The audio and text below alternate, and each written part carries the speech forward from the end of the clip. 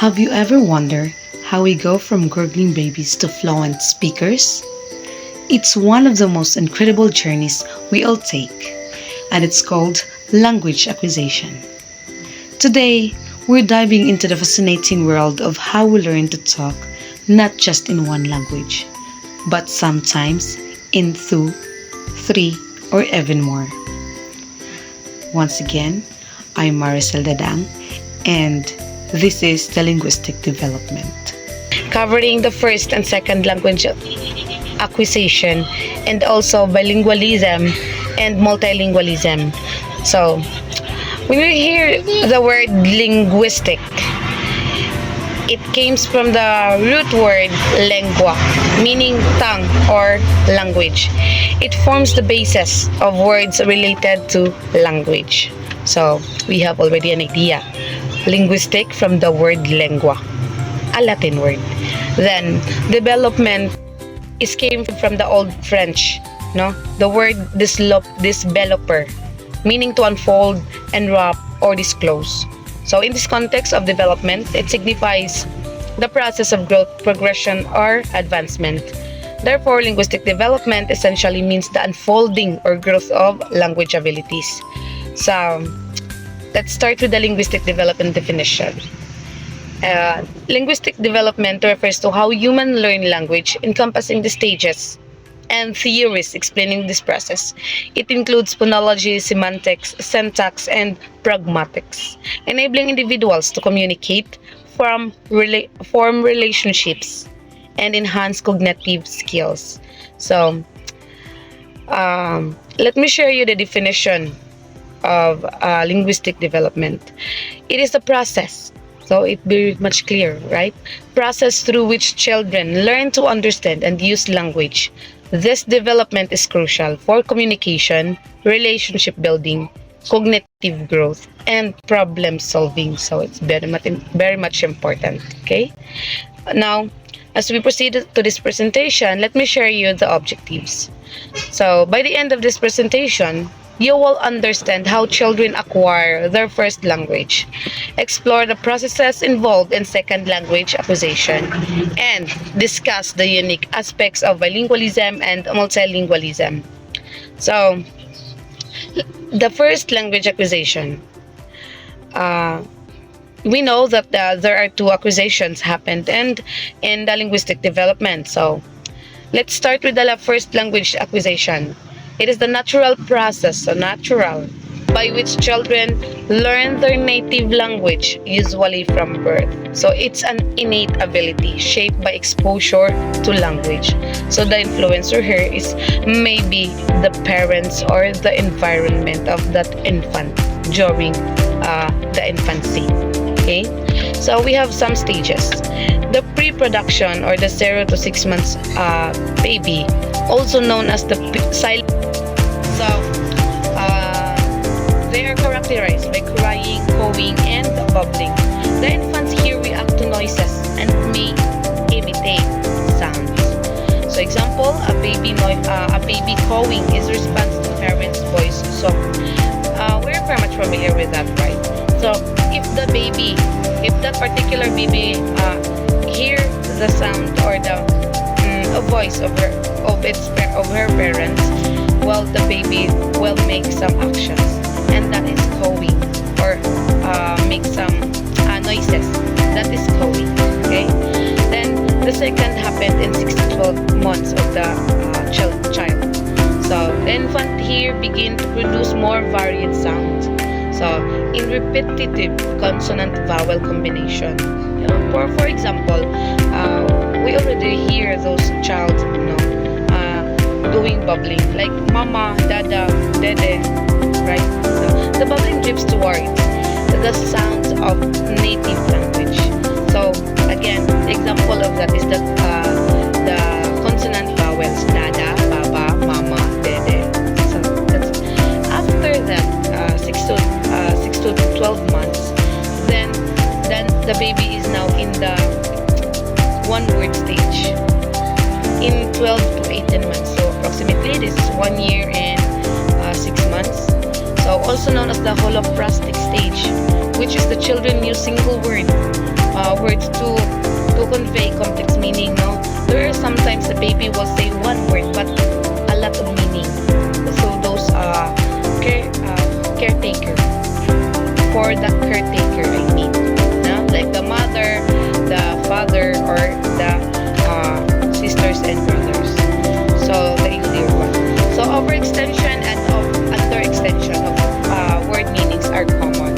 So example with that is, if the baby will say juice, it means that the baby wants the juice, or the baby wants to drink because maybe the baby is hungry, or the child is hungry. So he make the sound juice, or the language or the word juice. So maybe then at that time the parent or the caretaker will understand that one word, because in that stage the baby can do the whole prosthetic stage. Then the next is the telegraphic stage, which is it happen in 24 to 30 months. So 2 years and 2 years and beyond. So the children produce longer and more complex sentences characterized by sentences lack grammatically. So they can talk but not grammatically correct. No, lack. There's no something conjunction, the prepositions, auxiliary verbs. So in this case, the baby or the child can already connect words, no, 2 to 3 words, but still not totally correct grammatically. Okay. For example, with this is daddy go work, instead of saying daddy is going to work. So if you are the caretaker or the relative or the parents or the something close to that child, you will exactly understand if the baby if the child will say daddy go work, right? So that's the telegraphic stage. After with that is the later multi-word stage. So happen in 3 years old and young. So the children language becomes more likely adult. So now the baby can express the feeling or the word that the child wants to express. Well, if you could still remember, there is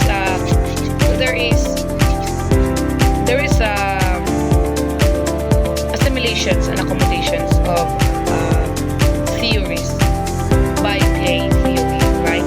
So Jean Piaget have the assimilation and accommodation. Piaget proposed that cognitive development precedes language acquisition. Children imitate, no? So when was that happen? During 0 to 6 months. So imitating sound. So imitate sound develops schemas around language as they observe cause and effect. Skinner's reinforcement. Anybody can recall Skinner's reinforcement theory.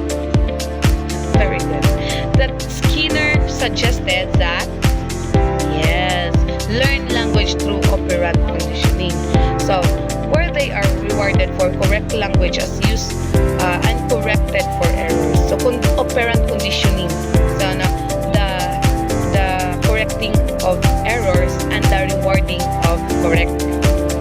Right? That's the operant conditioning.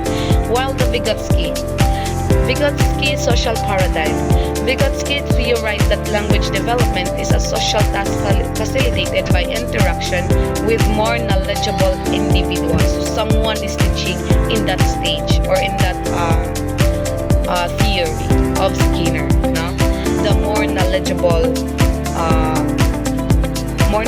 individuals. So children transition from what they know to new concept through this interaction. So this physiologist are study about the development. So now let's move on to the second, language acquisition. It refers to the learning a language after the first language is established. So already established, or the baby or the child already have the native language and use it. Okay? This process can be influenced by factors like age, motivation, and learning environment. So where could we find those learning environment? Very good. In the class or in the school. So situation was influenced by the environment. Also by the age and motivation. If the child is learning or going through environment that having a different language, then probably that child will learn the second language acquisition. For example, a new English language learner in a classroom who is primarily listening to the teacher and other students. So, a child in this situation is just silent and but observing. Afterwards, this child will learn that language, okay, the English language. So there's someone here, Stephen Krashen, who's studied about the second language acquisition. He believes that subconscious learning is more effective than conscious memorization. So that was happening in what I have given situation earlier, that a child is learning in a new school. Okay, so English, new English learner. So the child were just observing at first, and with the teacher and the classmates. So in Krashen's monitor model, he believes that this learning is more effective than conscious memorization. Well, then affected by various factors as motivation, learning, and then now let's move on to bilingualism. It is the ability to speak two languages fluently or the habitual use of two language. It involves proficiency in two language with individual understanding and producing both on a regular basis, while multilingualism is the ability to speak more than two children. Children can acquire multiple language in simultaneous or sequential. Okay, so in the research, it shows that bilingual and multilingual children often have cognitive advantage such as improved problem-solving skills and enhanced cognitive flexibility. So if our child is bilingual or multilingual, it is advantage because of some reason. Because we are using language in every day. So it is very much advantage for them if they have a lot of language. Now, there are two types of bilingualism. So, the simultaneous bilingualism, which is learning two language from birth. This may be possible if a child encounters two language upon birth. Example is that the parents are in different language. That's why the child hear both language since birth while familiarizing and understanding, then use it afterwards. And then the sequential bilingualism, learning a second language after the first is established. This may be possible if the child learned the second language through learning, immersion with people, and adopting another language from the environment. So if they transfer to another places, then possible that child can adopt another language depending on the places or environment they are moving. So I have here in the interactive activity. So if you could see, the interactive activity is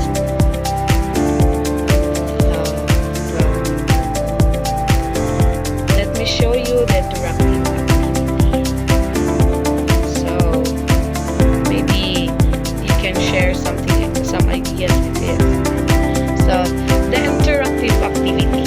A child is raised in a home where one parent speaks English and the other speaks Spanish. The child hears both language from birth. So, what kind of bilingualism is this? What kind of ability is this? Anybody? Yes, this is a simultaneous bilingualism because the child hears both language from birth. So if that child hears that both language, then probably that child will use that language as he grows up. question here is, what are some potential benefits and challenges for this child? Are there? Is there any benefits and challenges for this child if being a multilingual and multilingualism is an advantage? Well, yes. The benefits of this is it enhances cognitive abilities. No, the children having a multilingual and bilingualism are often develop stronger executive function, such as problem solving, multitasking, and attention control. So that is their advantage. More on that. Better academic performance, yes, because if the child has many language, then he can answer many language as many questions as in different language, right? So also again the problem solving skills, he will be advanced with it. Also, advancement is the expanded social and economic opportunity. So socially, yes, he can expand because he know many language and can connect to many people in different language. So that will give him an economic opportunity. So very much advantage. Also the job opportunities, right? Because of those language, you can connect with many. But what is the disadvantage or the challenges?